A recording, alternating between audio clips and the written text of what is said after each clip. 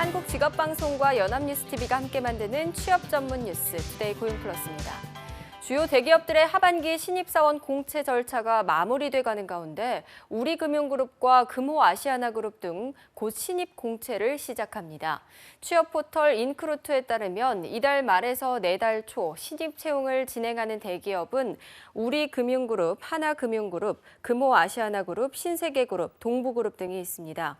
우리금융그룹은 우리카드와 우리종합금융, 우리FIS 등의 부문에서 신입사원을 모집하며 28일까지 우리금융그룹 채용 홈페이지를 통해 지원할 수가 있습니다. 하나금융그룹에서는 KB 하나은행, 하나카드, 하나캐피탈, 하나자산신탁, 하나자산운용 등에서 신입사원을 모집하며 합숙 면접을 진행합니다. 금융노조에 이어 철도노조도 오는 27일 파업을 예고하고 있습니다. 노사가 교섭은 하고 있지만 타결 가능성은 높지 않아 보이는데 국민 불편과 물류 차질이 우려되고 있습니다. 정윤덕 기자입니다. 2013년 12월 국민의 발이 멈췄습니다. 철도노조가 철도 민영화와 수서발 고속철도 운영사 설립 반대를 내세워 파업에 돌입했던 것입니다. 당시 파업은 23일 동안 이어지며 최장기 파업으로 남아 있습니다. 2년 9개월 만에 철도가 또 멈출 상황에 놓였습니다. 노조가 성과 연봉제를 비롯한 정부의 노동개혁에 반대해 오는 27일부터 파업을 예고한 것입니다.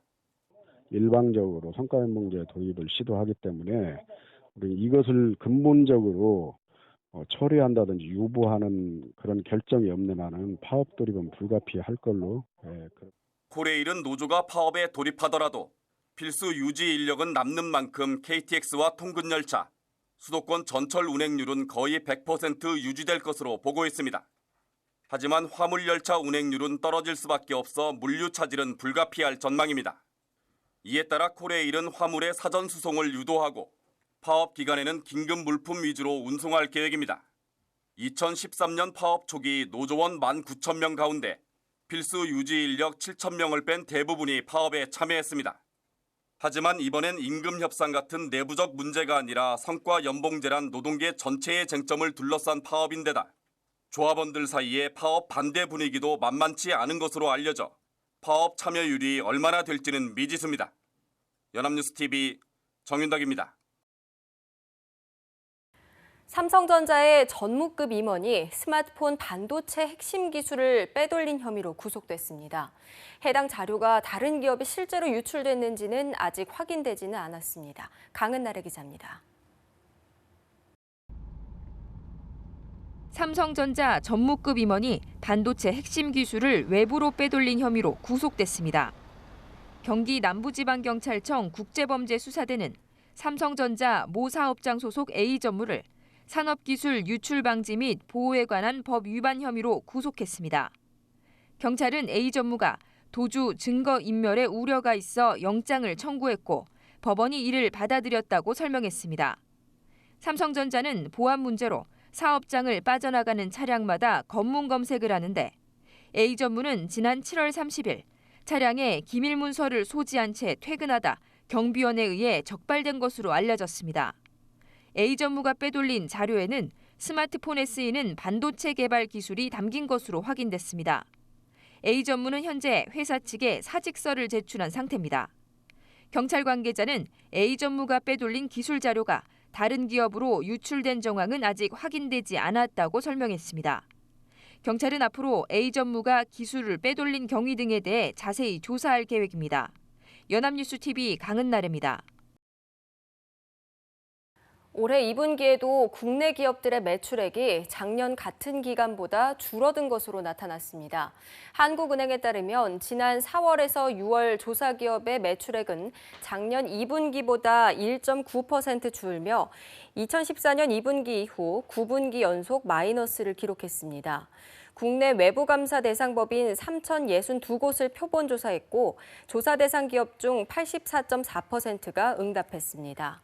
유가 하락에 따른 석유화학 제품의 가격 인하, 조선업 수주 감소 등이 매출 하락으로 이어졌다는 분석입니다. 불황의 브랜드보다 가격 대비 성능이 좋은 유통업체의 자체 브랜드 PB 상품이 인기입니다. 유통업체들이 개별 상품 출시를 넘어서 통합 브랜드까지 만들고 있는데 매출에 도움이 된다고 합니다. 노은지 기자입니다.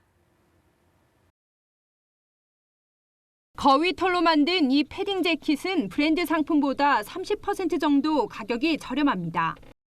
최근 한 유통업체가 통합 자체 브랜드를 출시하며 선보인 첫 상품인데 패션 PB 21곳이 참여해 183종의 디자인을 선보였습니다.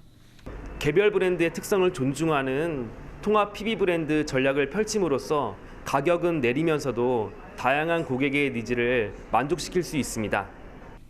유통업체가 상품을 기획, 제작, 유통하는 PB 상품 육성에 가장 먼저 뛰어든 곳은 신세계입니다. 지난해 상반기 선보인 노브랜드 상품 종류는 800여 개, 단독 매장도 3곳이나 열었습니다. 뒤늦게 롯데도 지난 7월 초이스L 골드를 내놨고 편의점 업계 1, 2위인 CU와 GS25는 올 초 잇따라 통합 PB를 출시했습니다. 너도 나도 PB 상품 키우기에 나선 이유는 최대로 끌어올린 가격 경쟁력을 무기로 매출이 급증하고 있기 때문입니다. 신세계 노브랜드의 경우 이미 이달 초 올해 목표인 매출 1,000억 원을 달성했습니다. 유통업체들의 상품 기획력을 바탕으로 더욱더 다양한 PB 상품이 확산되고 있습니다. 이러한 추세는 유럽이나 미국 시장에서는 이미 있었던 일이고 우리나라의 유통시장도 이런 추세로 가고 있다고 생각합니다. 길어지는 불황 속 유통업계 통합 PB 경쟁은 더욱 거세질 전망입니다. 연합뉴스TV 노은지입니다. 사립초등학교들이 입학 원서를 받으면서 부모 직업과 해외 체류 경험, 심지어 부모의 종교까지 요구하고 있다는 지적이 제기됐습니다. 국회 교육문화체육관광위 소속 더불어민주당 박경미 의원이 전국 사립초등학교 75곳의 입학 지원서를 분석한 결과에 따르면 이 중 33%인 25곳이 입학 지원서에 부모의 직업을 기재하도록 하고 있습니다. 또 55곳은 출신 유치원을, 23곳은 영어 유치원 등 출신 어학원을 입학원서에 기재하도록 했습니다. 심지어 부모의 종교를 묻는 곳도 13곳이나 됐습니다. 박 의원은 신입생을 선발하며 굳이 부모의 직업과 종교, 학력, 또 아이의 출신 유치원까지 적어내라는 것은 금수저 아이들을 식별하겠다는 시대착오적 발상이라고 말했습니다. 위급한 상황에서는 나 자신보다 다른 사람을 도와야 한다. 끝내 목숨을 잃은 서교동 화재 의인 안치범 씨가 그의 어머니에게 남긴 말인데요.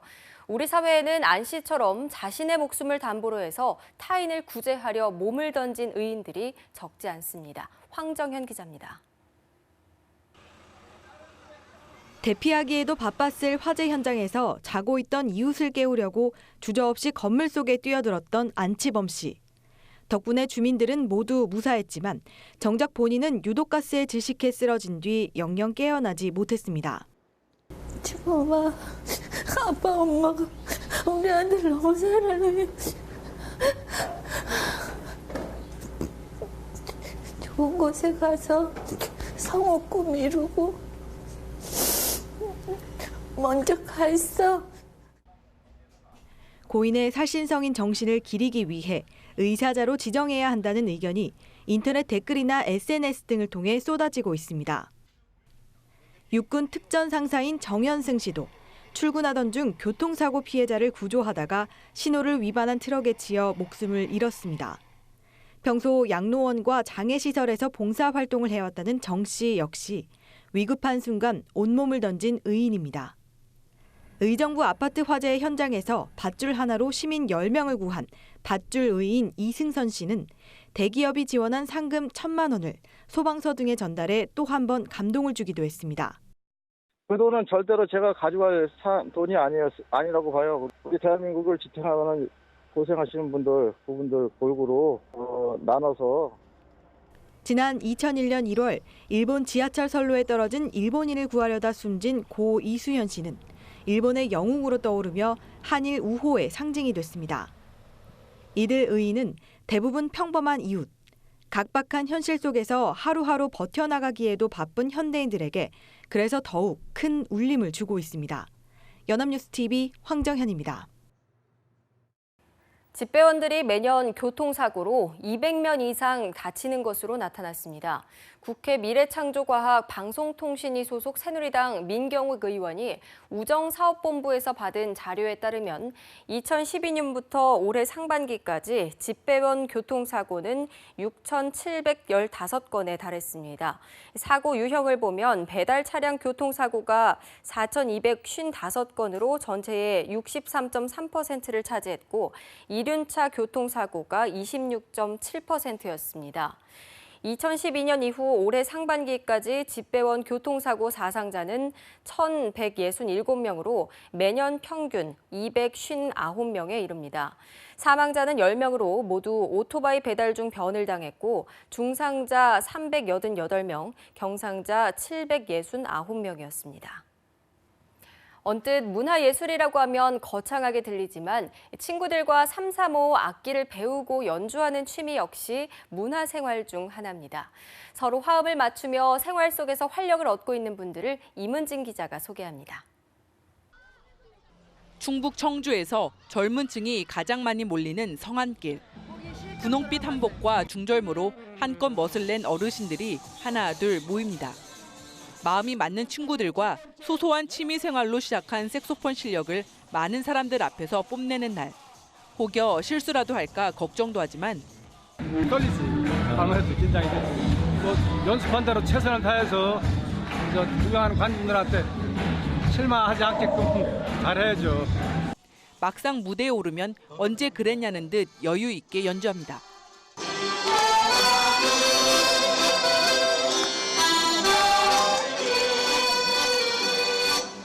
박수를 치고 함께 노래를 따라 부르는 관객들의 뜨거운 호응과 음악이 주는 즐거움 덕분에 얼굴에는 웃음이 떠나지 않습니다. 더해만 가는 흥겨움에 공연장은 아예 한바탕 춤판으로 변신했습니다. 생활 속 깊숙이 들어온 문화를 부담 없는 가격에 즐길 수 있는 이번 달 문화가 있는 날 행사가 오는 28일 수요일 전국 곳곳에서 진행됩니다. 대구에서는 한국 가곡을 무료로 감상할 수 있는 공연이 열리고 공주와 전주에서는 10,000원도 안 되는 가격에 콘서트를 즐길 수 있습니다. 이 합창이라는 건 노랫소리가 모아져야 되는 거잖아요. 그래서 더 의미가 더 크고 더 성취감이 더 커요. 연합뉴스TV 이문진입니다.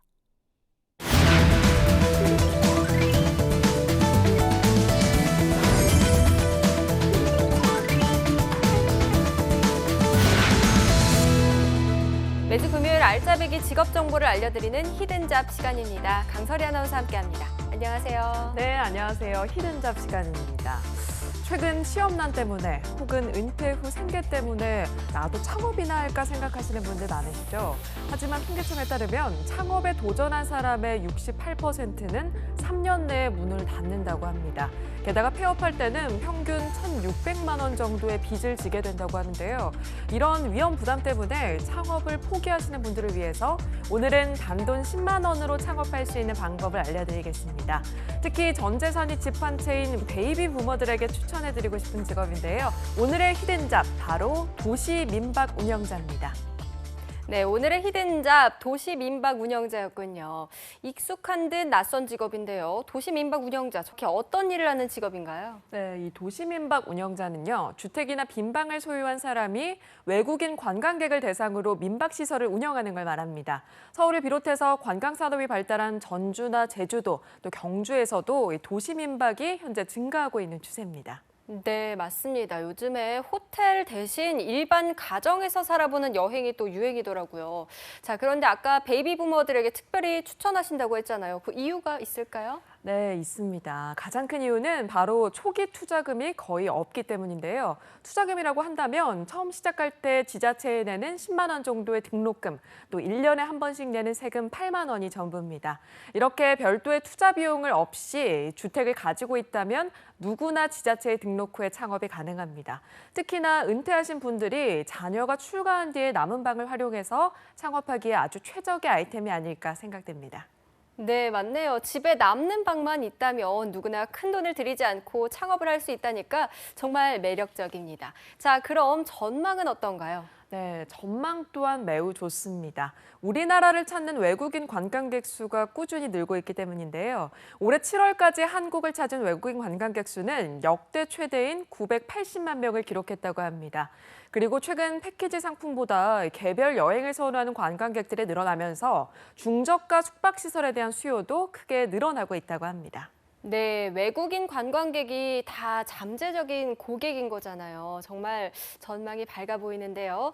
자, 본격적으로 도시 민박 운영자가 되기 위한 방법 좀 알아보겠습니다. 자, 특별히 갖춰야 할 조건이 있을까요? 네, 이 도시민박 운영자가 되기 위해서는요, 몇 가지 조건을 갖춰야 하는데요. 먼저 주택은 도시 지역에 위치하고 있어야 하고요. 크기는 연면적 230제곱미터 미만이어야 됩니다.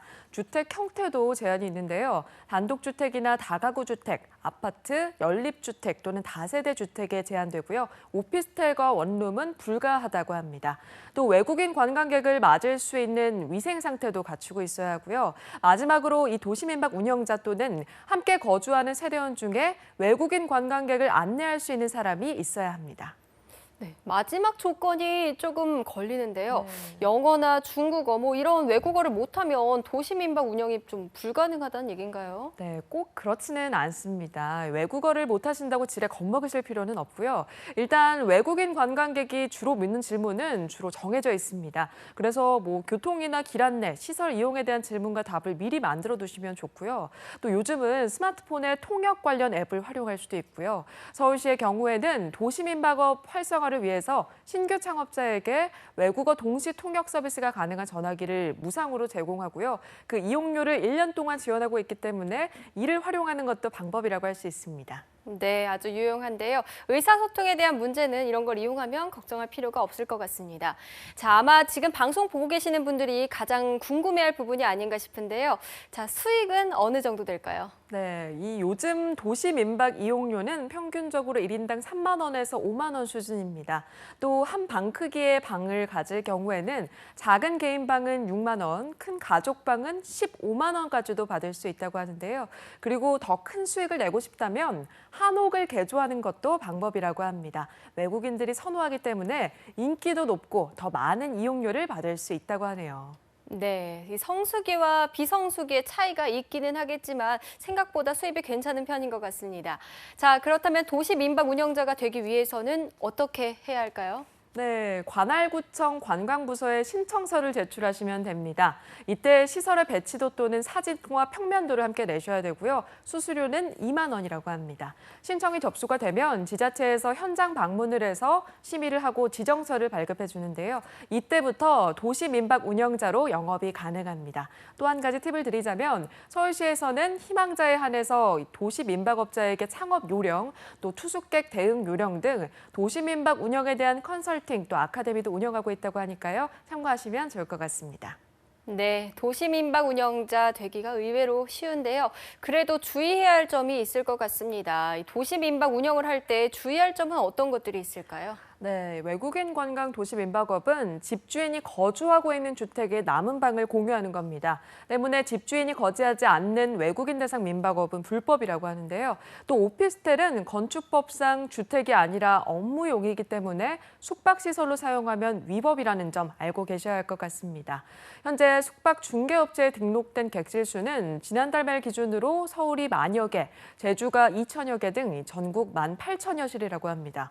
그렇지만 서울에서 정식으로 등록된 도시민박업 주택은 지난 6월 말까지 851곳, 2,714실에 불과하다고 합니다. 7,000실 가까이가 미등록인 건데요. 지자체에 등록하지 않는 건 불법입니다. 불법 운영 시 1,000만 원 이하의 벌금형에 처할 수 있다고 하니까요. 관할구청에 꼭 등록하시고 운영하시는 게 중요할 것 같습니다. 네, 알겠습니다.